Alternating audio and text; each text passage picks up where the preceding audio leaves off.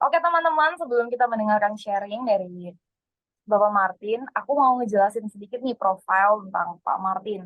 Eh, Pak Martin Wijaya telah berpengalaman tahun di bidang pemasaran media. Dan Pak Martin Wijaya adalah salah satu founder dari akun Instagram rohani ideclare.id. Beliau juga aktif berbagi strategi dan tips pelayanan online di Instagram pribadinya, yaitu Bro Martin Wijaya. Jadi buat teman-teman mungkin yang mau follow, boleh banget langsung cek di Instagramnya. Saat ini beliau melayani sepenuh waktu sebagai country manager di organisasi Global Christian Vision yang fokus mengerjakan penjangkauan media dan mobilisasi orang percaya melalui Yes He Is Indonesia. Wow, aku sendiri sering banget ya melihat dan mengikuti konten dari Yes He Is Indonesia ini, dan memang sangat terberkati banget sih dengan konten-kontennya, karena memang kontennya sangat related tentang kehidupan-kehidupan kita sebagai anak muda. Tanpa lama-lama lagi, langsung aja kita mendengarkan sharing dari Pak Martin Wijaya. Saya persilahkan waktu dan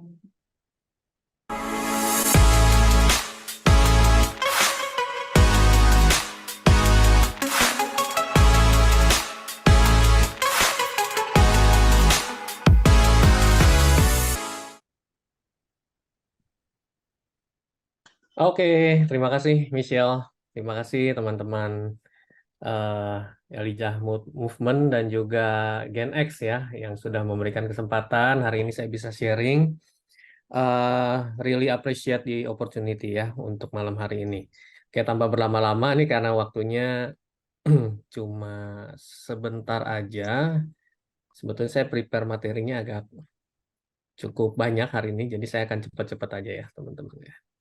Sebentar, saya akan share screen.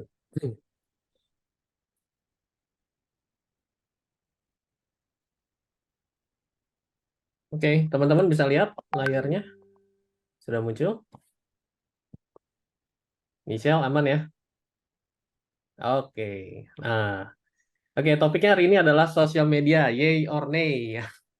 Oke, jadi sosial media boleh nggak sih ya sosial media apa yang positif, apa yang negatif ya hari ini kita akan bahas lah ya paradoks-paradoks di sosial media ini. Nah, sambil kita belajar sama-sama tentang yang namanya digital quotient ya teman-teman. Oke, sedikit kenalan tadi udah diperkenalkan. Nama saya Martin Wijaya, saya melayani di sebuah organisasi misi namanya Christian Vision.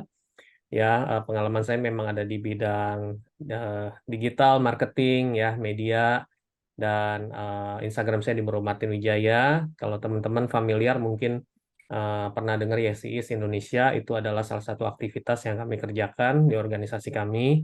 Selain itu saya juga memulai sebuah movement kegerakan media ya untuk menjangkau anak-anak muda namanya ideclare.id. Nanti teman-teman boleh kepoin juga.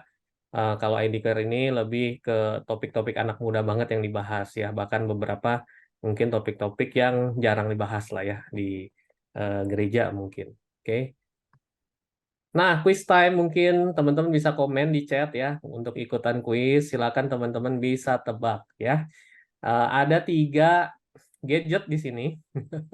Yang pertama tape radio jadul, yang kedua kalkulator, yang ketiga telepon ya. Kira-kira menurut teman-teman secara urutan ya, mana dulu sih yang pertama kali diciptakan? Apakah kalkulator dulu, apakah telepon dulu, atau radio tape dulu? Silakan komen urutannya, misalnya 1 2 3 2 1 3 dan sebagainya. Yuk, di kolom chat saya tunggu tebakannya. Langsung 1 menit aja yuk, 1 menit ditunggu. 3 2 1 1 3 2 1 3 2, oke? Lagi. Ada lagi? 2 1 3, Tony ya. 1 3 2, oke. Ada lagi yang bisa jawab? Oke, 10 9 8 7 6 5 4 3 2 1. Oke, kita lihat ya jawabannya ya. Jawabannya 3 1 2, teman-teman ya. Nggak ada yang benar ternyata ya. Jadi ternyata telepon dulu ya, 1876, terus 1 radio tape, terakhir baru kalkulator. Belum lahir ya Michelle, ya nggak apa-apa ya. Nah, ternyata kita lihat perkembangan teknologi ini, Michelle bilang belum akhir, tapi sekarang teknologi itu udah jauh berkembang banget ya. Sekarang udah zamannya AI gitu ya, udah pada pakai ChatGPT, udah eh, kita bikin image generation pakai Bing dan sebagainya, ya udah seru banget. So we live in the most exciting times of technology. Ya, saya percaya kita semua sepakat ya. Sekarang dunia digital, teknologi itu tuh seru banget ya. Oke, nah kita lihat beberapa data deh ya untuk memberikan sebuah landasan, sebuah gambaran tentang eh, digital activity kita sehari-hari ya. Nah, ini ada data dari Data Reportal 2022.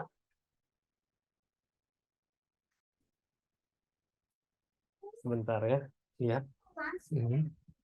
Oke.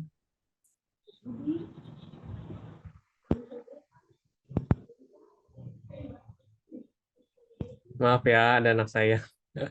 Oke, lanjut lagi. Nah, ternyata penggunaan waktu di internet itu 8 jam 36 menit, teman-teman. Dan ini tuh sudah berarti sepertiga kehidupan kita ya, gambarannya. Kalau waktu 24 jam, kalau kita tidur 8 jam, berarti sepertiga kehidupan kita tuh terkoneksi dengan internet. Ya, lalu yang tanpa internet itu berarti sepertiganya juga. Berarti waktu-waktu kita menggunakan internet, waktu-waktu kita menggunakan sosial media itu adalah waktu-waktu yang justru sangat penting juga ya dalam kehidupan kita. Nah, kita lihat beberapa overview ini Januari 2023 ternyata penggunaan sosmed itu udah rata-rata 3 jam 18 menit ya, teman-teman. Nanti kita lihat lihat lebih dalam lagi tentang ini. Sosmed yang paling banyak digunakan nomor satu WhatsApp ya. Orang Indo semua pakai WhatsApp lah ya. Yang kau kenalan ditanya biasanya IG kamu apa pertama. Kalau udah lebih dekat lagi baru nanyain WhatsApp kamu nomornya berapa gitu ya, teman-teman biasanya. Oke, dan TikTok sekarang udah rising, udah 70% dari orang-orang di Indonesia juga pakai TikTok sekarang. Oke, nah ini menarik banget time spend using social media apps. Ternyata eh, yang paling gede itu WhatsApp ya, teman-teman ya. Jadi kita tuh pakai WhatsApp itu 29 jam average dalam sebulan. Ya, yang kedua tuh TikTok loh. Ini this is very surprising. Tapi ternyata TikTok tuh eh, bener-bener kita gunakan itu bisa hampir sama kayak WhatsApp ya sebulan, terutama anak-anak muda yang pakai TikTok kebanyakan itu konsumsi konten tuh nggak berasa 2 jam, 3 jam mungkin ya sehari gitu. Ya, yang ketiga YouTube. Nah, Instagram ini udah yang Instagram udah menurun ya. WhatsApp udah menurun, Instagram menurun, Facebook juga udah menurun. Kalau kalian perhatikan ya. Nah, ini menarik ya. Nah, kalau kita udah lihat data-data tadi, kita jadi punya sebuah gambaran bahwa ternyata aktivitas kita, waktu-waktu kita menggunakan sosial media, terus menggunakan eh, terkoneksi dengan dunia online itu tuh jadi suatu hal yang penting. Nah, tapi kita harus menyadari juga bahwa dalam dunia digital, dunia online juga banyak bahayanya. Ya ini beberapa aja teman-teman bisa baca. Ya penipuan online, pencurian data, hacker gitu ya, cyberbullying dan sebagainya, hoax ya, gadget addiction, ya gaming addiction dan sebagainya. Oke. Nah, media sosial juga punya beberapa aspek negatif. Ya, yang pertama addiction, tentu saja, ya kecanduan. Yang kedua misinformasi atau hoax. Ya, saya nggak akan elaborasi lebih detail ya, tapi teman-teman pasti udah dapat gambaran lah tentang ini. Pelecehan, bullying online, ya, pengaruh buruk pada kesehatan mental, ya, apalagi anak-anak muda nih, peer pressure, teman-temannya pergi ke luar negeri, negaranya yang keren-keren gitu ya, atau teman-teman kalian beli bajunya branded-branded dan sebagainya, posting sosmed misalnya, ya, jadi peer pressure misalnya, atau teman kalian punya gadget terbaru, ya, itu jadi peer pressure. Terus apalagi privasi dan keamanan data. Ini juga jadi isu yang penting di sosmed. Sosial media bubble, teman-teman tahu nggak kalau sekarang apa yang kita like, apa yang kita share, apa yang kita komentarin di sosmed itu membentuk algoritma machine learning dari sosial media kita. Sehingga sosial media kita akan menciptakan sebuah bubble konten-konten yang kita sukai saja, kira-kira ya, yang diprediksi akan kita sukai. Sehingga itu seperti membentuk sebuah bubble, sebuah balon, kita seperti terjebak dalam sebuah balon ya, teman-teman, konten-konten yang kita sukai aja gitu. Sehingga itu bisa bikin kita semakin berlama-lama menggunakan sosmed, semakin eh, ketagihan ya, semakin nggak berhenti pakai sosmed, sosial media bubble ini. Itu satu hal. Hal lain adalah kalau kita sudah percaya satu hal, misalnya apalagi nih di zaman politik ya, kita udah pro salah satu misalnya, nah itu konten-konten yang akan ditampilkan ke kita ya konten-konten yang pro terus gitu ya, karena itu menciptakan bubble kita ya, explore tab di Instagram kita, FYP kita di TikTok itu tuh menciptakan bubble sendiri untuk setiap kita. Lalu yang ketujuh adalah gangguan waktu dan produktivitas ya, apalagi kalau eh, kita semakin lupa waktu ya main sosmednya. Nah, itu bisa mengganggu aktivitas kita pastinya, produktivitas kita juga. Ya, terus ada fenomena ini ya, saya percaya mungkin semua kita familiar ya. Fenomena namanya alone together. Ya, walaupun lagi bareng-bareng di keluarga, ya duduknya bareng-bareng di satu ruangan yang sama, tapi masing-masing punya pegang gadget masing-masing. Ya, bahkan anjingnya juga nggak mau ketinggalan tuh. Anjingnya juga main gadget ya. Nah, ini adalah sebuah fenomena di mana ternyata dunia digital mendekatkan yang jauh, tapi juga menjauhkan yang dekat ya jadinya ya. Nah, ini sebuah tantangan di zaman sekarang. Oke, selain itu ada lagi bahaya pornografi online ya. Ini ada beberapa data kita bisa baca. 25.000 aktivitas pornografi anak terjadi setiap hari, 90%. Nah, ini menarik sekali. 90% anak terpapar pornografi itu saat berusia 11 tahun. Ya, 11 tahun itu cukup mudah sekali ya, teman-teman. Tapi mereka sudah mulai terpapar oleh pornografi. Ya, oke. Saya cepat aja karena slide saya cukup banyak ya, teman-teman ya. Lalu, tapi juga ada beberapa aspek positifnya dong, ya. The abundance of information. Kita sekarang bisa cari informasi apapun, almost apapun di internet, ya kan. Mau, apalagi sekarang ada ChatGPT dan sebagainya.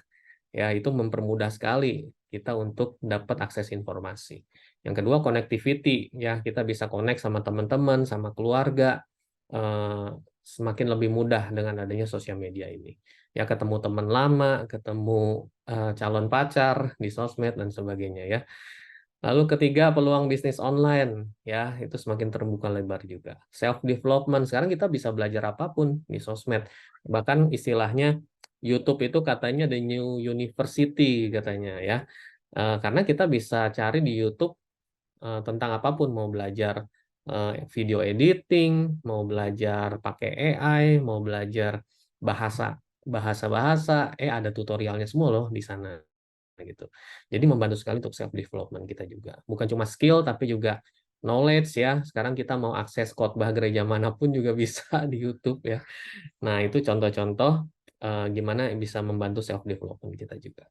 Ya, yang kelima hiburan. Siapa sih sini yang nggak main sosmed buat cari hiburan, lihat-lihat memes lucu, biar lihat video kucing ya. Asal jangan bapak-bapak lihat ini ya, dance-dance TikTok ya. Oke. Nah, dari semua kelebihan dan kekurangan tadi ya di sosial media, saya mau kasih sebuah ilustrasi gini. Kita tahu dunia digital tuh ada bahayanya tadi ya. Bahayanya tuh banyak banget. Ya, tapi juga ada hal-hal positifnya ya kan. Ada hal-hal yang baik juga yang bisa membangun kita. Nah, ibaratnya itu seperti ilustrasi kecelakaan kendaraan. Kita tahu kalau di jalan raya kita pakai kendaraan, itu ada bahayanya nggak? Ada bahaya kecelakaan, ya kan? Eh, Bahaya kalau melanggar bisa ditilang polisi, misalnya dan sebagainya. Nah, tapi kita akan tetap pakai kendaraan. Kenapa? Karena kita tahu manfaatnya bisa membantu kita sampai ke tempat dengan lebih cepat, ya kan? Jadi kita akan tetap pakai kendaraan. Itu artinya harusnya kita pakai sosmed atau pakai dunia digital juga dengan paradigma yang mirip-mirip bisa juga diaplikasikan. Kita tahu ada banyak bahayanya, kita tahu dunia digital juga ada banyak kelebihannya. Nah, kita artinya bisa memanfaatkan teknologi, memanfaatkan dunia digital, tapi dengan beberapa catatan yang harus kita pelajari. Ya, jadi ini kesimpulannya, manfaat kendaraan, teknologi itu bisa membuat kita jadi lebih efektif. Ya, sehingga kita jangan takut terhadap bahayanya, tapi harus lebih waspada. Jadi kata kuncinya itu adalah lebih waspada ya, teman-teman. Oke, jadi solusinya gimana? Supaya kita bisa lebih waspada. Nah, kalau di jalan raya mengendarai mobil, orang perlu dilatih untuk bisa menyetir dengan baik, mengenal rambu-rambu lalu lintas dengan baik. Benar nggak, teman-teman ya? Nah, berarti kalau di dunia digital sama, orang juga perlu dilatih untuk bisa lebih cerdas bernavigasi di dunia digital. Oke. Oke, ini ada sebuah quotes dari The Modern Parent, dikatakan penting banget untuk orang tua eh, mengenali bahwa anak-anak kita itu sekarang hidup di dunia yang dia nggak tahu dunia sebelum gadget gitu. Dia nggak tahu dunia sebelum internet seperti apa. Seperti yang tadi Michelle bilang. Ya dia nggak tahu Friendster, dia nggak tahu eh, gadget-gadget yang tadi ditampilkan. Sementara mungkin orang-orang tuanya tuh eh, lebih punya pengalaman. Ya sementara anak-anak kita mereka lebih paham technical stuff sekarang. Ya mereka jago banget deh kalau disuruh bikin video, ya kalau disuruh bikin ngedit-ngedit foto, kalau main game dan sebagainya. Makanya yang hal-hal teknis itu mereka lebih jago daripada orang tuanya. Tapi orang tuanya itu punya life experience yang sangat valuable dan jadi sebuah modal untuk membimbing anak-anak kita. Nah, itu yang harus jadi catatan untuk orang tua. Kita harus hadir untuk anak-anak kita dan membantu mereka dengan pengalaman kita, dengan life experience kita. Ya. Oke, nah sebelum saya masuk lebih jauh, saya pengen kasih gambaran bahwa ada berbagai macam quotient di dunia ini. Yang paling populer tuh IQ, ya atau intellectual quotient. Ya, lalu setelah itu ada pernah dengar juga emotional intelligence ya atau emotional quotient. Ya, lalu yang ketiga ada lagi spiritual quotient, spiritual intelligence. Nah, kalau intellectual quotient itu kan memberikan gambaran tentang bagaimana kita bisa berpikir lebih kritis, berpikir critical thinking gitu ya. Atau emotional quotient itu bagaimana kita mengelola perasaan kita, mengelola emosi kita. Kalau spiritual quotient itu bagaimana kita menjawab pertanyaan-pertanyaan penting dalam kehidupan. Buat apa sih kamu hidup gitu ya? Tujuan hidup kamu apa? Nah, itu spiritual quotient. Nah, ternyata dari ketiga quotient ini sekarang nggak bisa lepas dari dunia digital juga ya. Sehingga sebetulnya di dalam kita berinteraksi di dunia digital, kita juga butuh sebuah yang namanya digital quotient, teman-teman ya. Yaitu kecerdasan untuk kita bisa mawas diri bernavigasi di dunia digital. Nah, saya cerita sedikit bahwa ada sekitar 6 faktor ini yang mempengaruhi sebuah worldview seseorang. Worldview itu apa yang mereka percaya, teman-teman. Ya, apa yang mereka percaya, yang membentuk value hidup mereka, yang membentuk prinsip-prinsip hidup mereka. Ya, 6 faktor itu adalah budaya, keluarga, pendidikan, pengalaman, agama, dan digital. Ya, jadi 6 faktor ini membentuk apa yang seseorang percaya. Oke. Nah, skenario terbaik ya, eh, kita sebagai orang Kristen, kita ingin supaya yang mempengaruhi semua worldview kita ini, ya cara kita hidup, apa yang kita percaya itu harusnya agama, ya yaitu kekristenan, nilai-nilai Alkitab, nilai-nilai Firman Tuhan itu yang harusnya mempengaruhi seluruh aspek yang membentuk worldview kita, ya. Bagaimana nilai-nilai kekristenan diaplikasikan di keluarga, diaplikasikan di budaya, diaplikasikan dalam pendidikan kita, bahkan dalam kehidupan kita di dunia digital. Ya, ini skenario terbaiknya. Tapi ada skenario terburuk, yaitu kalau semua aspek, ke 6 aspek ini, ke 5 aspek lainnya itu justru dipengaruhi oleh dunia digital. Ini justru skenario yang paling buruk. Ya, jadi dunia digital yang mempengaruhi keluarga kita, dunia digital yang mempengaruhi pengalaman kita, mengaruhi pendidikan kita, mempengaruhi agama kita, mempengaruhi budaya kita. Ini sesuatu yang justru tidak kita inginkan, teman-teman ya.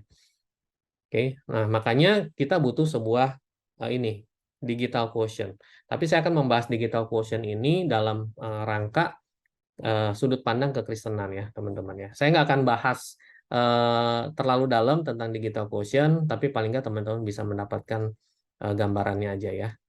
Oke, nah digital quotient ini adalah sebuah kerangka berpikir ya yang diciptakan oleh namanya Dr. Yuyun Pak tahun 2016. Nah, saat ini DQ ini sudah diterima jadi sebuah standar global. Ya, intinya seperti itu, teman-teman. Nah, Kalau teman-teman mau tes berapa nilai di IQ kalian, seperti kalian pernah cek IQ ya. Nah, sekarang ada websitenya namanya dqindex.org, teman-teman bisa ke sana. Nanti ada tes selama 10 menit dengan berbagai macam pertanyaan, nanti ada skor yang bisa muncul di sana. Ya, kalau di atas 115 artinya nilai DQ kalian sudah baik. Ya, artinya kalian cukup aman untuk bisa bernavigasi di dunia digital, termasuk di bermain sosmed ya. Jadi coba cek berapa nilai DQ kalian, nanti kalian bisa saling chat ya di grup atau nanti eh, di grup kalian misalnya di Gen X gitu ya. Berapa nih nilai DQ kalian? Kalian saling share ya. Oke, nah saya akan sharing dengan cepat tentang 8 core utama kemampuan 8 core skill ya dari digital quotient. Tapi saya akan tambahkan dari sudut pandang kekristenan ya, teman-teman ya. Oke, yang pertama adalah digital citizen identity, identitas warga digital. Nah, setiap kita sebagai warga negara Indonesia, kita punya KTP, kita punya tanggung jawab, kita punya setiap identitas itu dibarengin dengan tanggung jawab. Ya, sama juga ketika kita beraktivitas di dunia digital, kita juga jangan lupa kita punya tanggung jawab juga. Ya, kita harus bisa berintegritas juga ketika kita bernavigasi di dunia digital. Ya, nah selain itu jangan lupa di kekristenan kita juga punya identitas yang kedua yaitu identitas duta kerajaan surga. Bahkan ini harusnya jadi identitas kita yang paling penting ya. Jadi dengan kita menyadari kita sebagai duta kerajaan surga, artinya hidup kita itu harus bisa mempresentasikan Kristus dalam menjalankan misi Allah bagi dunia ini. Ya, oke. Jadi ingat kalau artinya setiap kali kalau kita melakukan aktivitas di dunia online ya, teman-teman, waktu kita kirim pesan, waktu kita posting konten di IG, waktu kita dancing di TikTok misalnya ya, waktu kita mau nyebarin berita hoax, ya, waktu kita mau kasih komentar-komentar pedas, ya. Nah, selalu pertanyakan diri kalian, apakah aktivitas-aktivitas itu memuliakan Tuhan nggak sih? Apakah aktivitas-aktivitas itu merepresentasikan Kristus nggak sih ke teman-teman kalian? Ya, jadi ini sesuatu hal yang penting banget. Ya, jadi ini poin yang pertama. Ingat identitas kita sebagai warga digital artinya kita punya tanggung jawab juga. Seperti halnya kita jadi warga negara yang baik, jadi tetangga yang baik buat sesama. Ya, itu artinya waktu kita berinteraksi sebagai warga digital, kita juga harus punya tanggung jawab ya untuk menjaga kesopanan kita, menjaga interaksi yang baik, hubungan yang baik dengan sesama. Oke, kenapa ke sini ya? Next, next, next, next. Balik lagi dia. Oke, sebentar. Nah, yang kedua itu adalah screen time management ya, teman-teman. Oke, nah ini artinya sebenarnya sederhana. Bagaimana kita tuh bisa mengatakan tidak pada gadget kita. Kita bisa mengatakan tidak untuk tidak terkoneksi dengan internet misalnya. Jadi bukan berarti nggak boleh, tapi kita tahu kapan bisa stop. Kita tahu kapan kita bisa merasa cukup, ya teman-teman ya. Jadi ingatlah bahwa waktu-waktu yang kita punya, tadi ada lagu ya, pujian yang pertama gitu ya, yang bicara tentang ini juga, bagaimana waktu-waktu yang kita punya itu harusnya juga kita gunakan untuk memuliakan Tuhan. Ya, waktu adalah milik Tuhan. Jadi sebagai orang Kristen kita harus bisa mengelola waktu ya dalam rangka melakukan misi demi kepentingan kerajaan surga. Jadi apakah waktu yang kita gunakan itu sudah kita prioritaskan untuk kepentingan Tuhan atau enggak sih gitu ya. Itu jadi sebuah pertanyaan buat kita. Nah, screen time management ini ada sebuah data yang menunjukkan ternyata hampir 20% remaja dan hampir 15% dewasa muda itu kecanduan internet. Ya, tadi kita lihat average ya, average time spend menggunakan internet itu sudah di atas 8 jam. Ya, berarti kalau sampai kita di angka 8,5 jam atau 9 jam secara total, mungkin saja kita sudah mulai masuk kategori kecanduan. Atau tadi rata-rata orang menggunakan sosial media itu 3 jam 10 menit kalau nggak salah ya. Nah, kalau kita udah di atas itu, di angka rata-rata itu, jangan-jangan kita mulai kecanduan sosial media. Oke. Nah, ini ada sebuah studi juga yang ditampilkan di Psychology Today ya. Dia mensurvei 7.000 remaja berusia 12 sampai 15 tahun ya. Lalu hasilnya ternyata remaja yang menghabiskan lebih dari 3 jam per hari di sosmed ya, ternyata ada efek buruknya, yaitu bisa mengganggu kesehatan mental mereka ya. Jadi ternyata ini berkorelasi ya antara sosial media dan juga kesehatan mental remaja. Jadi saya mau sarankan teman-teman bisa cek ya ke Instagram kalian. Di Instagram itu kalau kalian cek ke setting, lalu ada privacy policy kalau nggak salah, lalu ada time spend. Ya, itu bisa dicek screen time kalian berapa sih pakai Instagram. Coba kalian cek. Ya, lalu kalian buka TikTok, itu juga ada, kalian cek screen time kalian berapa sih pakai TikTok. Kalau di total-total itu bisa sampai 3 jam, wah kalian harus mulai hati-hati deh. Kayaknya kalian udah mulai over ya, kebanyakan tuh main sosmednya, teman-teman ya. Nah, selain itu, ini ada sebuah cara juga untuk kita bisa mengatur waktu kita ya dalam bersosial media. Nah, kalian bisa, kalau kalian pakai Android, kalian bisa cek ke setting, lalu masuk ke digital well-being and parental controls. Nah, di situ ada screen time. Coba kalian cek screen time kalian tuh per hari berapa sih? Ya, kalau udah sampai angkanya tuh udah sampai over banget 8 jam, wah itu bahaya. Nah, nanti juga akan kelihatan aplikasi-aplikasi yang kalian sering pakai. Ya, ada yang Mobile Legends-nya sampai 3 jam per hari. Nah, itu udah bahaya ya. Nah, kalian bisa cek aplikasi apa sih yang paling sering kalian pakai, top 3 apps yang kalian pakai. Dan di situ ada durasinya, berapa lama kalian pakai aplikasi itu. Nah, di digital well-being ini juga ngebantu kalian nanti untuk bisa set waktu. Ya, jadi misalnya saya mau pakai Instagram misalnya maksimal 1 jam per hari gitu. Atau TikTok misalnya 1 jam per hari, atau Mobile Legends 1 jam per hari misalnya gitu. Nah, kalian bisa set waktunya sehingga nanti waktu eh, mulai 1 jam nanti dia akan ada reminder ya bahwa waktunya sudah selesai gitu. Nah, ini ngebantu kita juga untuk bisa mengelola punya screen time management yang baik ya, teman-teman. Lalu berikutnya adalah cyberbullying ya. Kita tahu sekarang anak-anak muda main game online, banyak yang ngomong kasar, banyak yang ngebully teman-temannya di sana ya, main game online dan sebagainya. Nah, kita sebagai orang Kristen justru kita nggak boleh mendukung hal seperti itu ya. Kita harus bisa justru menunjukkan empati pada orang-orang yang jadi korban bullying. Oke, nah cyberbullying itu ternyata ada sekitar kita loh, teman-teman ya. Ini data di detik.com, diambil dari UNICEF tahun 2020, mengatakan 45% anak berusia 14 sampai 20 tahun ternyata mereka sudah mengalami cyberbullying. Ya, jadi ternyata cyberbullying itu ada di sekitar kita. Bahkan anak-anak berusia 13-17 tahun juga 20%-nya sudah mengalami cyberbullying. Oke. Oke, nah ini ada sebuah cerita tentang eh, cyberbullying juga, tapi ada hubungannya juga nanti dengan privacy management ya. Kalau teman-teman mau googling ceritanya tentang Amanda Todd ini cukup sedih sih, teman-teman ya. Dia masih muda, berumur 15 tahun kalau nggak salah.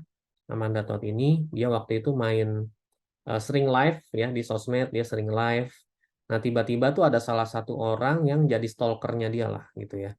Dia sering nonton live-nya, sering komen-komen sekian lama gitu ya, sampai satu saat eh, intinya itu si Amanda ini tuh melakukan sesuatu yang tidak seharusnya ya. Jadi eh, dia intinya tuh intinya menunjukkan sesuatu yang tidak seharusnya ke si orang ini, dan itu di screenshot ya, di screenshot oleh si stalker ini, dan kemudian si Amanda itu diperas ya, diperas untuk semakin uh, melakukan hal-hal yang tidak seharusnya ya. Nah, si Amanda ini kemudian lama-lama dia jadi depresi, dia takut uh, foto-fotonya tersebar dan sebagainya, dia depresi, tapi dia juga nggak mau melakukan hal-hal yang lebih parah dari itu, sampai akhirnya dia memilih untuk bunuh diri ya si Amanda ini. Kasihan banget masih berusia 15 tahun teman-teman. Oke, nah ini kalian bisa googling ceritanya Amanda Todd dan jadikan ini sebuah pelajaran untuk kita bersama ya. Oke, yang berikutnya adalah cyber security management. Ya, ini kemampuan untuk kita bisa mengelola data pribadi kita. Ya, termasuk password ya. Siapa di sini yang pakai passwordnya tuh sama di semua sosial media, email, passwordnya sama semua. Terus passwordnya bukan password yang ada karakter angkanya, nggak ada kombinasi dengan huruf besar, huruf kecil, nggak ada kombinasi simbolnya. Nah, teman-teman saya menyarankan untuk segera mengganti passwordnya ya. Jadi password yang lebih aman. Ya, gunakan kombinasi yang lebih aman. Kalau bisa beda gitu antara email dan sosial media kalian juga. Kenapa? Karena saya sering banget menemukan bahwa banyak orang itu ke-hack emailnya, kemudian akhirnya sosial medianya ikut ke-hack juga semuanya. Gitu. Karena passwordnya sama gitu. Begitu emailnya ke-hack, ya dia bisa forget password tuh semua sosial medianya. Dan itu bahaya banget ya. Oke, nah terus eh, nah ini ada cerita juga tentang cyber security. Baca judulnya aja ya. Jadi ada seorang ayah, dia menemukan tagihan $6.000 ya setelah anaknya yang umur 6 tahun main game online. Ya beli in-app purchase. Ya, lalu yang kedua nih ada berita tentang scam ya, ada seorang berpura-pura jadi temannya dan seorang wanita ketipu $33.000 ya. Jadi ini menggunakan sosial media ya. Sering ya kita dengar cerita kayak gitu ya. Atau teman-teman mungkin ada yang pernah ngalamin tiba-tiba temen yang jarang ngontek tiba-tiba mau pinjem duit misalnya gitu ya. Nah, ternyata akun sosmednya mereka kehack gitu. Oke. Lalu berikutnya adalah digital empati. Ini juga penting banget teman-teman. Kenapa? Karena di zaman sekarang empati di dunia digital itu kan lebih sulit ya. Kita nggak bisa lihat reaksi orang, misalnya kalau kita chatting. Kita nggak bisa lihat orang ini tuh, eh, kita cuma bisa lihat emotikonnya. Tapi kadang-kadang kita kirim emotikon juga nggak beneran senyum, nggak beneran sedih gitu. Cuma kirim emotikon aja. Ya kan teman-teman? Jadi digital empati ini jadi sesuatu yang menurut saya harus kita latih di zaman sekarang. Ini adalah kemampuan untuk mengenali perasaan orang lain di dunia online. Ya, jadi orang Kristen tuh kita harus bisa uh, berempati sama orang lain, jaga perkataan kita, ya, memperhatikan perasaan dari lawan bicara kita. Nah, terus kata kuncinya ini, kesopanan di dunia online tetap harus dijaga. Kenapa? Kadang-kadang kalau kita berinteraksi di dunia online, kita cuma lihat profile picture-nya, cuma lihat namanya. Kita nggak tahu orang ini tuh ternyata jauh lebih tua dari kita, orang ini tuh jauh lebih berpendidikan dari kita, orang ini tuh jauh lebih misalnya eh, memang oh ternyata dia seorang rohaniwan dan sebagainya kita nggak tahu kan ya. Nah, bagaimana kita tuh bisa menjaga kesopanan kita juga di dunia online? Saya tahu ini satu hal yang mungkin belum terlalu diajarkan, terutama di sekolah. Tapi menurut saya ini jadi suatu hal yang sangat penting untuk bisa diajarkan juga di sekolah-sekolah, yang namanya kesopanan di dunia online, ya empati di dunia online. Nah ini sesuatu yang mungkin saya bisa katakan cukup mahal di zaman sekarang. Nah tips buat saya sendiri. eh, ini saya mau bagiin sama teman-teman. Biasanya saya selalu berusaha memposisikan diri saya sebagai orang, kalau saya bicara dengan orang lain yang tidak saya kenal, kalau saya chatting dengan orang lain yang tidak saya kenal, saya berusaha posisikan diri saya sebagai orang yang lebih muda. Dan saya anggap orang yang lawan bicara saya itu lebih tua, supaya saya bisa paling tidak menjaga kesopanan saya gitu dalam bertutur kata sama lawan bicara saya. Gitu ya teman-teman ya. Lalu jangan lupa ada UU ITE juga, teman-teman, yang ini pasal karet katanya ya. Jadi seringkali dipakai untuk mempermasalahkan orang lain.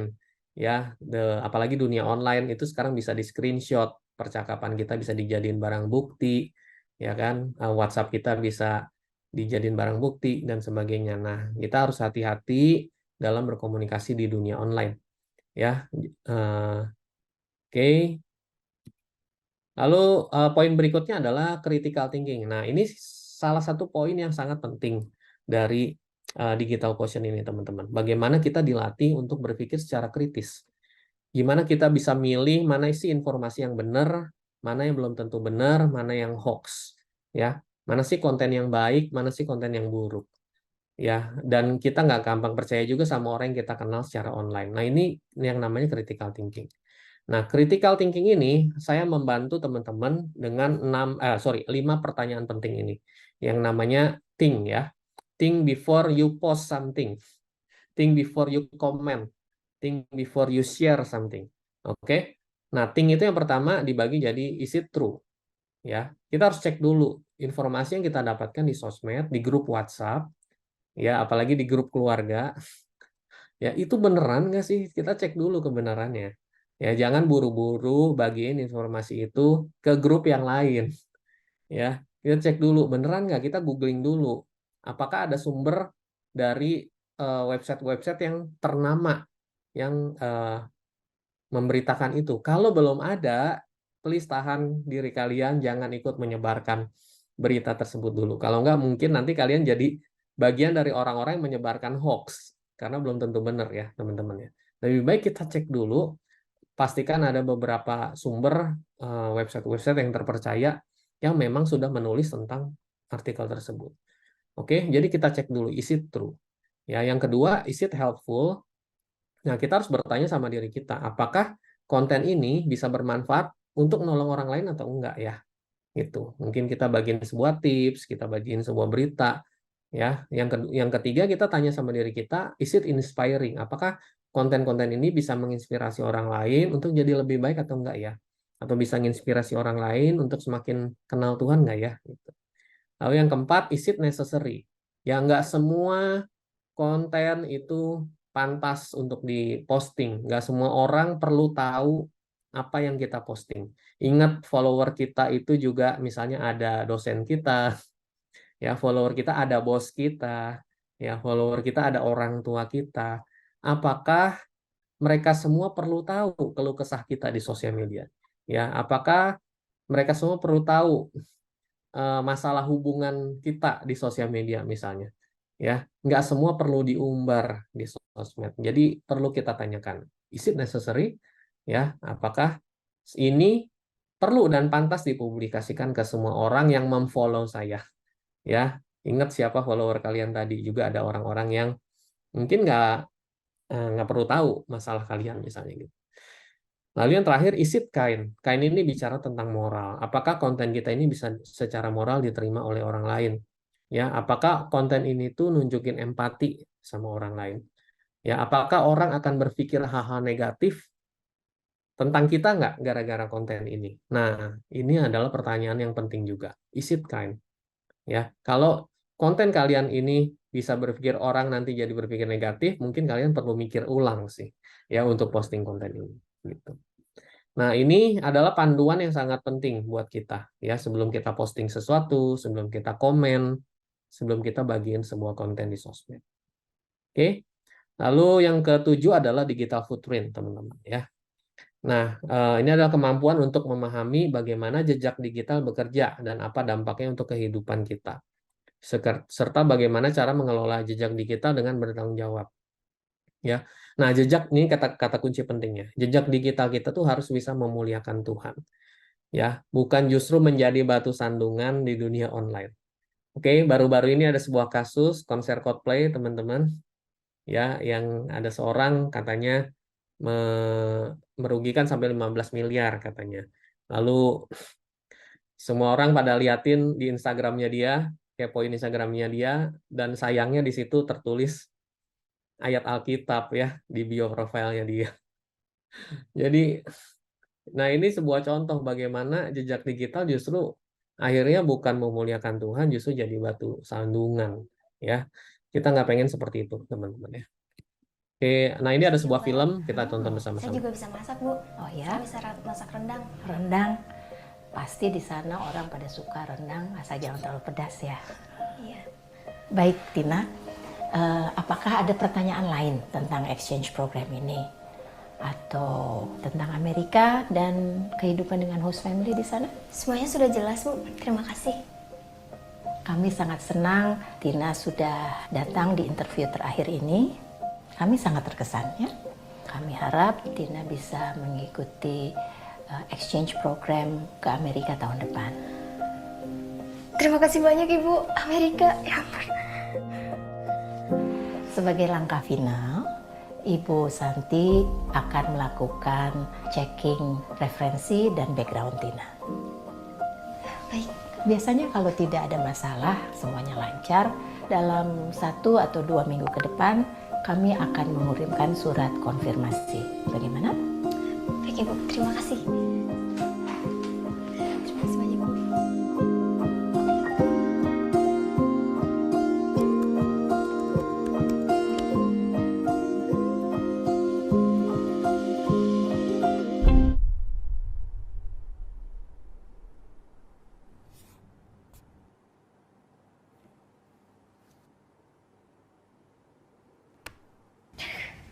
Ini buat kalau minum. Timmy, sini. Timmy. Timmy siapa ya? Timmy, my adorable Timmy.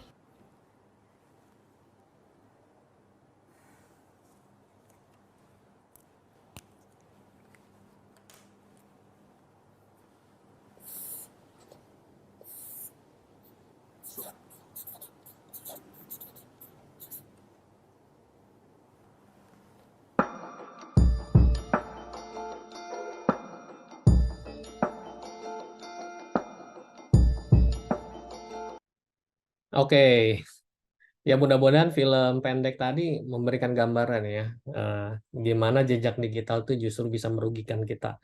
Sehingga saya pengen teman-teman semua yang hadir di sini bisa lebih berhati-hati dengan jejak digital kita ya. Nah, ternyata jejak digital juga sekarang dipakai ya oleh HR dari perusahaan-perusahaan untuk ngecek kandidat mereka ya, sosial media mereka. 70% ya daripada HR sebuah perusahaan ngecek sosial media kandidat mereka. 51% kandidat diterima karena konten-konten yang mereka posting itu bagus-bagus. 46% ya memposting foto-foto atau konten-konten yang tidak seharusnya. Ya, 36% menjelek-jelekan ya perusahaan sebelumnya. 40% universitas juga akan ngecek sosial media dari kandidat mereka. So, ini jadi sesuatu hal yang harus kita perhatikan bersama, terutama teman-teman anak-anak muda ya, harus hati-hati posting sesuatu di sosmed. Oke, lalu yang terakhir adalah privacy management, yaitu kemampuan untuk mengelola berbagai data personal yang dibagikan di dunia online untuk saling melindungi privasi diri sendiri dan orang lain. Jangan kasih data kita sembarangan, segampang itu sama orang lain, terutama yang nggak kita kenal. Ya, salah satu hal yang paling saya sebelin di Indonesia ini adalah jual beli database nasabah, teman-teman. Ya, sehingga saya nih sering banget diteleponin orang kartu kredit, ya orang asuransi misalnya, yang ternyata mereka beli database gitu loh. Ya, nah beli database ini adalah salah satu praktek pelanggaran privasi karena kita tidak pernah mengizinkan data kita ya untuk dipakai oleh sebuah agen, misalnya sebuah agen gitu ya, sebuah agen kartu kredit misalnya gitu. Kita kan nggak pernah kasih izin gitu. Nah, ini jadi sebuah isu penting bagaimana kita bisa mengelola privasi kita ya. Oke. Nah, jadi kesimpulannya gini teman-teman, dari 8 hal yang saya bagikan itu semua adalah hal-hal yang paling dasar dari yang namanya digital quotient. Sebetulnya kalau didalami lebih dalam itu ada 24 faktor, tapi saya nggak bisa sharing semuanya, saya hanya akan sharing 8 yang paling dasar aja. Ya, nah yang mau kita capai adalah sekarang ini, yang namanya Christian Digital Maturity. Bagaimana digital quotient kita itu bisa membantu kita sebagai orang Kristen untuk punya kedewasaan ya untuk bernavigasi di dunia digital. Yang namanya Christian Digital Maturity itu adalah hasil dari ini, digital intelligence, bagaimana kita bisa punya critical thinking ya untuk menggunakan dunia digital, Lalu yang kedua digital literacy, kita paham menggunakan aplikasi-aplikasi, ya, menggunakan teknologi-teknologi, menggunakan AI dan sebagainya. Yang berikutnya adalah digital responsibility. Kita tahu konsekuensi-konsekuensi yang akan kita hadapi ketika kita posting sesuatu, ya kita bisa memperhatikan perasaan orang lain, kita bisa memikirkan akibatnya untuk orang lain, itu namanya digital responsibility. Nah, kombinasi dari ketiganya ini akan menghasilkan digital maturity atau kedewasaan seseorang dalam bernavigasi di dunia digital, termasuk teman-teman semua menggunakan sosial media. Ya, ingat kita melakukan digital activity kita untuk Kristus, bukan untuk diri kita sendiri. Ya, ingat segala sesuatu adalah dari Dia, oleh Dia dan kepada Dia. Bagi Dialah kemuliaan sampai selama-lamanya. Termasuk sosial media, termasuk dunia digital, termasuk AI. Percayalah itu itu adalah dari Dia, kreativitas dari Dia yang bisa kita pakai untuk Dia juga. Ya, dan ingat teman-teman, 2 Korintus 5 ayat 20 mengatakan, jadi kami ini adalah utusan-utusan Kristus. Ya, kita ini adalah duta-duta kerajaan Tuhan. Jadi kita apapun yang kita lakukan di dunia digital harus bisa merepresentasikan Kristus. Ya. Oke, jadi kesimpulannya Christian Digital Quotient ini, gimana kita punya kecerdasan, kedewasaan dalam menggunakan berbagai platform digital termasuk sosial media yang bisa menolong kita untuk jadi duta kerajaan Allah dan mencerminkan pribadi Kristus dalam menjalankan misi Allah di dunia ini. Oke, nah ini ada beberapa advice buat teman-teman yang masih students, ya, gunakan teknologi untuk memperlengkapi diri kalian. Jadi skillful di digital era. Ini jadi satu hal yang penting banget sekarang. Jangan posting, komen, share sesuatu yang kamu akan sesali kemudian. Ya. Terus sekarang ini kamera ada di mana-mana. Jadi please jangan lakukan sesuatu yang cukup bodoh yang akan kamu sesali kemudian. Mungkin kalian nggak sadar tapi ternyata ada historinya di kamera atau di CCTV dan sebagainya. Kita nggak pernah tahu, teman-teman ya. Be kind to others, ya. Even though you are communicating on the online platform, kita nggak tahu siapa lawan bicara kita. Ya, kita harus bisa tetap ramah, kita harus bisa tetap berkomunikasi dengan sopan. Ya, dan allow yourself to be supervised by your parents. Ini penting, terutama kalau teman-teman masih teens ya. Izinkan diri kalian untuk disupervisi oleh orang tua kalian dan terbukalah sama mereka kalau kalian punya masalah apapun. Ya, sekecewa-kecewanya orang tua, kalian tetap anak kalian. Kalian itu tetap anak di mata mereka. Ya, jadi kalau kalian punya masalah seberat apapun, please terbukalah sama mereka. Ya, karena yang paling bisa menolong kalian ya orang tua kalian. Oke, jangan sampai tadi kasus seperti Amanda Todd, kita lihat sama-sama dia tidak terbuka sama orang tuanya, dia menanggungnya sendiri, akhirnya dia memutuskan untuk bunuh diri. Ya, kita nggak mau ada kasus-kasus seperti itu ya, teman-teman. Lalu manage your screen time ini penting banget. Ya, ada banyak hal-hal yang indah di sekitar kalian selain gadget juga ya. Jadi temukan aktivitas-aktivitas yang kalian sukai. Oke. Nah, ini ada beberapa tips untuk membuat kehidupan kita lebih balance di sosmed. Ya, tetapkan batasan waktu. Ya, tadi udah banyak dibahas. Yang kedua, notification management. Kita tahulah handphone kita ini banyak banget notifikasi ya, teman-teman ya. Kita harus kelola mana aplikasi yang notifikasinya penting, mana yang notifikasinya nggak penting. Ya, filter siapa yang kamu follow. Ini penting banget. Kenapa? Karena siapa yang kamu follow itu kalian mengizinkan mereka untuk mempengaruhi diri kalian. Ya, saya ulang saya lagi. Siapa yang kalian follow itu artinya kalian memberikan izin untuk mereka memberikan pengaruh pada kalian. Ya, misalnya kalian follow seorang food blogger, lalu tiba-tiba jam 11 malam kalian scroll sosmed, terus lihat si food bloggernya lagi nge-review martabak manis enak banget gitu kayaknya ya. Tiba-tiba kalian jadi ikutan ngiler, padahal kalian, aduh saya udah berkomitmen nih nggak mau makan di atas jam 7 malam, tapi gara-gara lihat si food blogger ini makan martabak manis, saya jadi pengen martabak manis. Ya, itu salah satu contoh bagaimana konten di sosmed itu juga bisa mempengaruhi kita ternyata ya. Jadwalkan detox sosmed ini kalau memungkinkan, kalau kalian mau, ini sangat bagus banget ya. Kalau kalian bisa detox sosmed, komitmen misalnya di waktu-waktu tertentu saya nggak mau main sosmed gitu ya. Lalu analisa emosi perasaan kita sendiri. Ya, apakah waktu kita melihat konten tertentu, apakah kalau kalian main sosmed lama-lama itu, kalian harus bisa mengenali emosi kalian tuh gimana ya? Apakah kalian terganggu nggak ya? Nah, apakah jangan-jangan dengan semakin lama kita main sosmed itu bisa mempengaruhi emosi kita juga? Ya, yang keenam, ini penting banget temukan kegiatan seru di kehidupan nyata. Ada banyak hal menarik di kehidupan nyata yang bisa kita lakukan. Main basket bareng, ya kan, olahraga bareng, atau eh, misalnya main musik bareng dan sebagainya. Nah, itu hal-hal yang seru yang bisa kita lakukan di kehidupan nyata. Oke, nah ini ada 2 slide saya terakhir. Maafin saya teman-teman kalau lama karena slide saya cukup banyak. Ya, ini tips untuk bagaimana kita bisa menghidupi eh, kehidupan kita sebagai duta kerajaan Allah. Ya, bagaimana kita bisa hidup dalam misi. Ya, biasakan untuk kita bangun hubungan secara online juga. Ya, karena kita hidup di era pasca pandemi, semua orang udah online sekarang, dan kita harus terbiasa juga untuk bangun hubungan secara online. Ya, contohnya saya juga suka mendoakan seorang praying for others via online platform.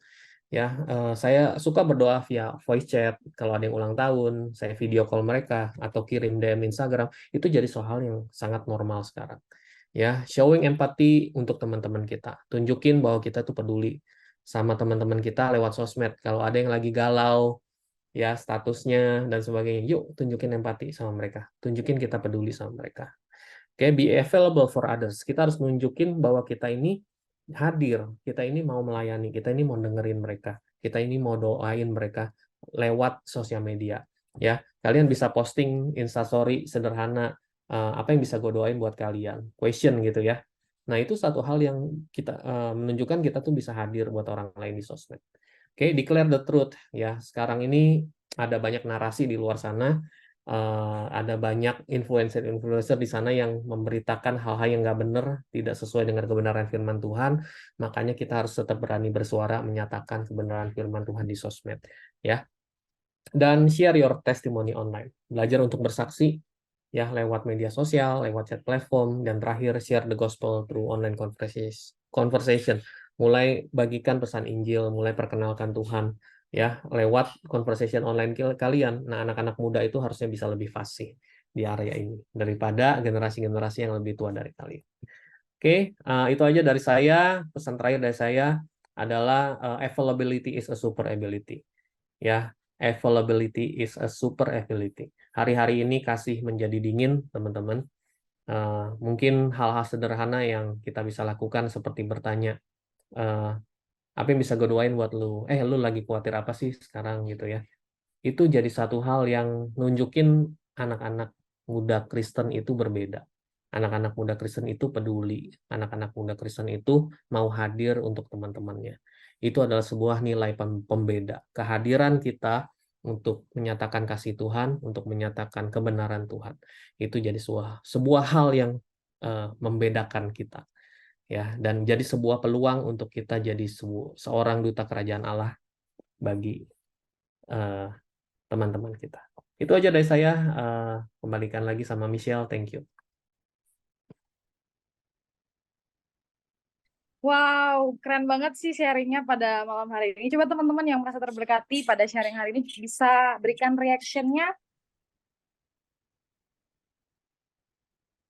Thank you so much Ko Martin buat sharingnya. Aku sendiri terberkati sih sebagai generasi zaman sekarang ya. Banyak sekali filter-filter yang telah di-sharing tadi. Teman-teman, setelah ini jangan pergi dulu. Kita akan mengadakan sesi Q&A bersama dengan Pak Martin. Tapi sebelum kita masuk ke sesi Q&A, kita bakalan foto bersama dulu nih. Jadi teman-teman boleh open kameranya dulu. Kita mau foto bersama dengan Pak Martin. Wah, luar biasa. Akhirnya semua open cam ya. Disuruh Michelle jadi open cam. Oh gitu ya. Semua karena Michelle.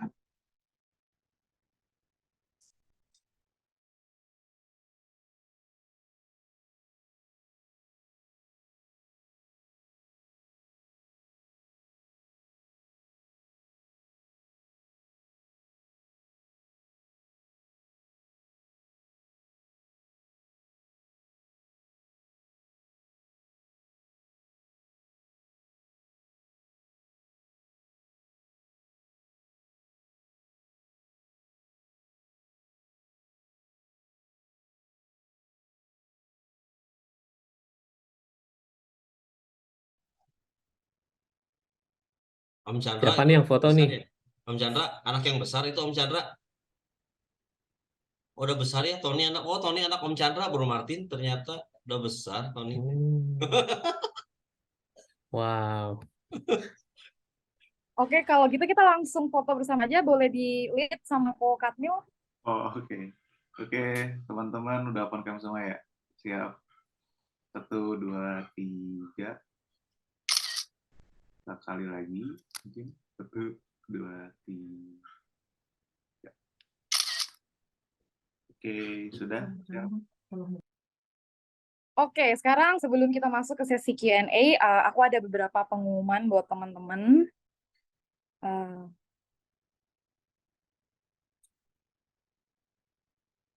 Nah, pengumumannya adalah seperti yang kita ketahui, bulan Desember sudah dekat, artinya kita akan merayakan Natal bersama. Dan Elijah Movement tahun ini akan mengadakan Natal juga tentunya Christmas Celebration dengan tema As Your Will. Nah, teman-teman, acara ini diselenggarakan pada tanggal 10 Desember di jam 4 di GBI PPL Citylink. Bertempat di dress code-nya red, green, and white. Jadi teman-teman buat yang mau join boleh banget langsung aja datang ke GBI PPL Citylink tanggal 10 Desember jam 4 sore. Selanjutnya, nah ini juga sangat penting ya buat kita karena kita semua di sini adalah teman-teman satu komunitas dan ini adalah komunitas-komunitas yang ada di Elijah Movement. Yang pertama itu ada Code Gen X tentunya yang saat ini sedang diselenggarakan. Ini via Zoom buat teman-teman college, teens dan juga juniors.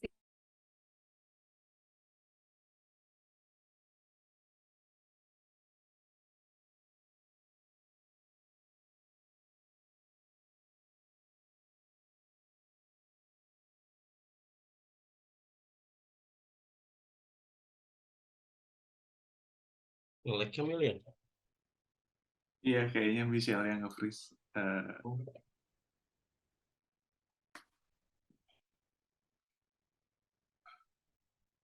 Dilanjut aja mungkin ya sama ke Julius atau Sama Kat Ya, nih. maaf.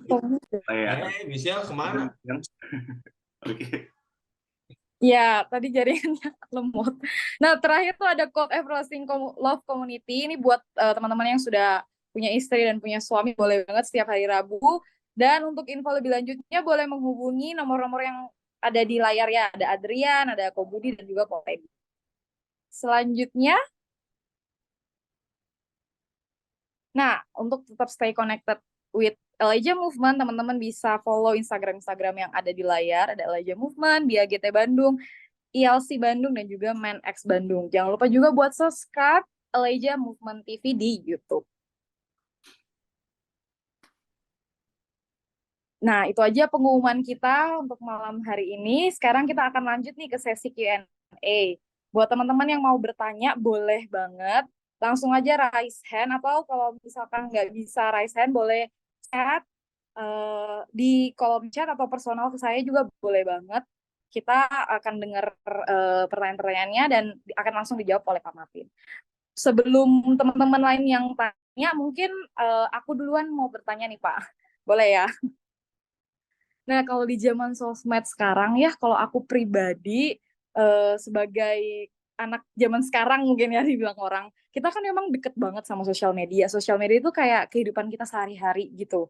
Cuman kadang ada juga orang-orang yang kita nggak suka sebenarnya di sosial media. Mungkin karena kontennya toksik, mungkin suka nyindir atau apa gitu ya. Apakah jadi berkat gak sih kalau misalkan kayak orang-orang kayak gitu kita blok aja gitu, padahal kan sebenarnya kita temenan gitu sama mereka, tapi untuk kesehatan mental kita sendiri gitu loh, is it okay to block them gitu, atau ada cara yang lebih sehat mungkin Pak? Oke, ya good question. Thank you, Michelle. Blog itu pilihan terakhir ya, karena agak sensi ya. Orangnya bisa tahu kalau kamu ngeblok dia gitu. Lebih baik ada pilihan kalau Instagram tuh mute. Tahu ya, Michelle ya. Jadi kalau di mute itu ya kita kan nggak dapet konten dia pokoknya gitu. Tapi statusnya ya kita nggak ngeblok dia, jadi dia nggak sensi lah. Tapi kita bisa nge-mute mereka. Jadi menurut saya jangan langsung blok, lebih baik di mute aja gitu. Kalau di IG ya, konteks IG ya. Saya nggak tahu kalau di TikTok ada nggak opsi mute gitu.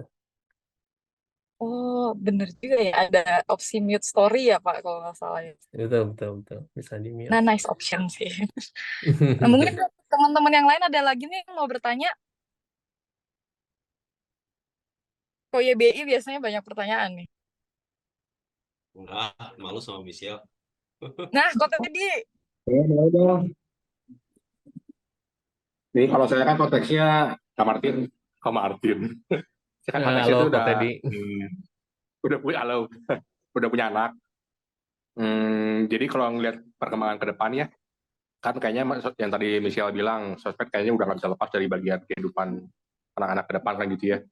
Jadi kapan saya bisa ngelihat anak saya udah siap nih untuk bisa saya kenalin ke sosmed gitu. Apakah itu kriteria, apakah itu apa yang saya bisa lihat dari mereka, gimana tuh Om Martin? Ya, Thank you. thank you, Ko Teddy, thank you. Kalau saya cenderung, ya saya juga punya anak ya, kebetulan mereka nih belum teens kebetulan, dan belum terlalu main sosmed. Tapi saya rencananya ketika mereka nanti punya akses ke sosmed, saya akan bilang, boleh nggak papa mama supervisi kalian dulu ya. Jadi jangan nggak langsung dilepas gitu.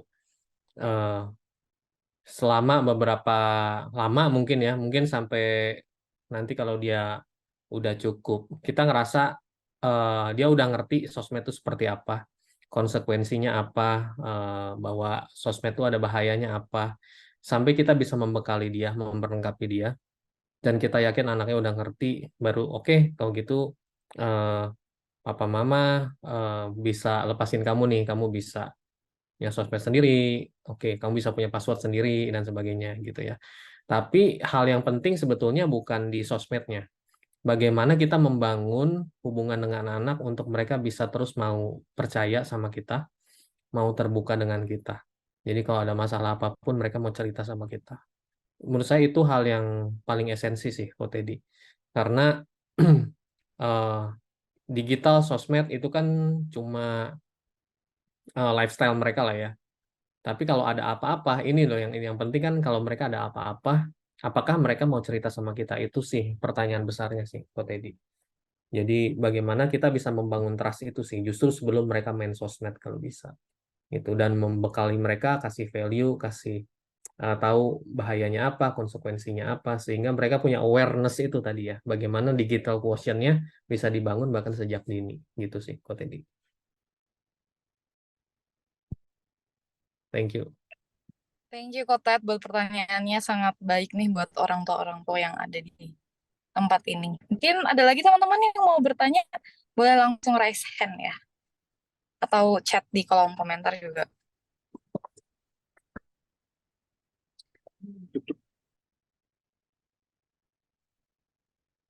Kalau nggak ada mungkin saya mau bertanya lagi nggak apa-apa ya. Boleh Michelle, silakan. Nah, di zaman Katmil dong, sosmed. Katmil nanya Katmil. Silakan, gue Kapil. Aduh. Hah? Wih. Ini sih tadi sempat kepikiran tentang kan ada sosial media bubble. Nah, itu kan bakal ngebikin kita bakal kontennya itu seperti ini, seperti A gitu kan. Itu kira-kira bisa di riset nggak ya? Atau mungkin karena kan follower kita kan, teman-teman kita sendiri kan misalnya, terus kayak jadi ngebentuk kayak gitu juga kan, kayak kita like juga konten dia dan segala macam kan. Kira-kira apakah kita harus kan tadi opsinya kan mute dan hide atau apapun itu. Kira-kira kalau misalnya memang konten kreator, misalnya teman kita, kan jadinya kan kontennya itu lagi kan, ketemu lagi kan, walaupun kita udah riset kan. Nah, itu ada solusinya nggak yang lain kira-kira? Sebenarnya kan bisa di riset kan si sosial media bubble itu ya, yang konten-konten yang bakal muncul Oke. akan dieksplor. Gitu Saya sih. justru belum main Bubble nih, Katmil nih. Udah Katmil lebih tahu lah Bubble seperti apa. Jadi kalau nanya teknis di Bubble saya kurang tahu seperti apa Katmil. Gitu. Tapi kalau bicara IG, TikTok itu tuh bisa di riset ya. Jadi algoritmanya bisa, machine learningnya bisa kita riset ya. Jadi misalnya yang muncul nih algoritmanya tuh sekarang ini konten-kontennya tuh gara-gara kita nge-like politik-politik ya. Misalnya jadi kita konten-kontennya tuh politik terus gitu misalnya sekarang. Nah, tapi kita riset deh, aduh, saya ini nih eh, mulai inilah ya, aduh saya nggak pengen konten politik-politikan dulu deh, pusing gitu ya. Nah, kalian bisa dengan sengaja misalnya cari konten-konten sepak bola misalnya ya, cari aja gitu, terus kalian like-likein gitu ya. Like-likein, komenin gitu. Nah, itu membentuk machine learning-nya itu untuk ngasih tahu pelan-pelan dikasih tahu bahwa oh si Martin ini sekarang suka sepak bola gitu. Jadi mulai ditambahin konten-konten sepak bola juga. Sama halnya dengan TikTok sih sebenarnya. Kalau kadang-kadang TikToknya udah mulai random ngasih konten-konten yang random-random gitu. Kayaknya ya, kita bisa mulai membentuk algoritma TikToknya lagi dengan sengaja nyari konten creator yang emang kita suka ya kita like-likein aja kontennya dia gitu. Jadi secara nggak langsung itu ngebentuk algoritma di TikToknya gitu. Kalau di Bubble, jujur aja gue belum tahu sih, Katmil. Thank you tapi buat pertanyaannya. Oke, tapi emang ngarah ke AI yang tadi sih, lebih mirip-mirip sih. Ya, karena kan kalau misalnya kayak mood kita lagi buruk, terus lihat TikTok, FYP-nya ikutan buruk kan down juga kan, karena Bener. ada di dalam posisi itu. Jadi misalnya lagi happy, isinya kontennya happy semua, begitu lagi down kok pas banget gitu. Kadang FYP waktu itu tiba-tiba kan ada random random video muncul gitu, itu agak mempengaruhi juga gitu ke Betul. pribadi kan gitu sih. Ya, kalau kamu merasa terpengaruh gitu ya lebih baik kamu stop dulu sih main sosmednya. Gitu, Mel. Oke, itu aja. Balik lagi ke Michelle. Oke, thank you kok Katmil buat pertanyaannya. Nah, lanjut ke pertanyaan aku yang tadi ya, Pak.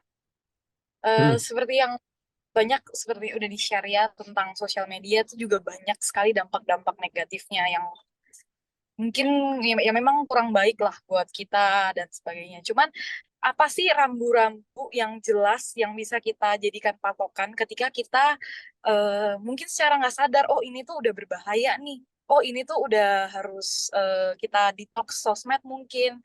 Rambu-rambu yang jelas buat kita sadar untuk berhenti atau mengurangi bermain sosmed. Ya, ini mungkin tiap orang bakal beda ya, levelnya bakal beda gitu. Nah, kalau saya pribadi jujur aja mungkin nggak terlalu merasa so far ya, mau konten sosial seperti apapun, saya nggak terlalu merasa terpengaruh gitu. Tapi mungkin beberapa teman-teman ada yang lebih mudah gitu terpengaruh. Ini dalam konteks mental health misalnya ya. Nah, kalau teman-teman udah merasa seperti itu, nah makanya tadi bagaimana yang paling mengenal diri kalian tuh harusnya diri kalian sendiri. Kalau menurut kalian mulai terpengaruh, kalian mulai merasa kok gue eh, jadi mulai merasa makin sedih gara-gara ngeliat TikTok ya tadi ya. Konten-kontennya FYP-nya justru lagu-lagu melo dan sebagainya gitu ya, quotes-quotes melo gitu. Karena mungkin historinya kalian udah nge-like-in quotes-quotes melo sebelumnya gitu. Jadi munculnya gitu lagi. Aduh, habis putus cinta lagi, jadi makin melo gitu kan, makin sedih.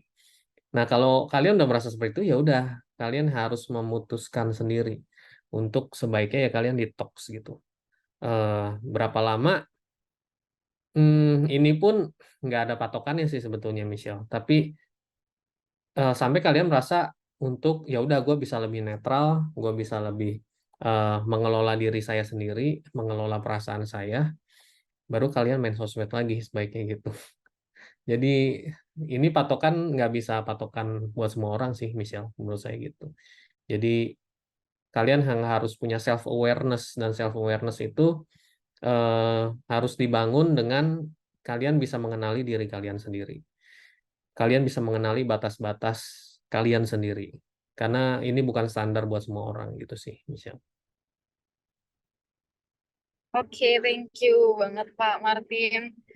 Teman-teman yang lain mungkin ada lagi yang mau bertanya?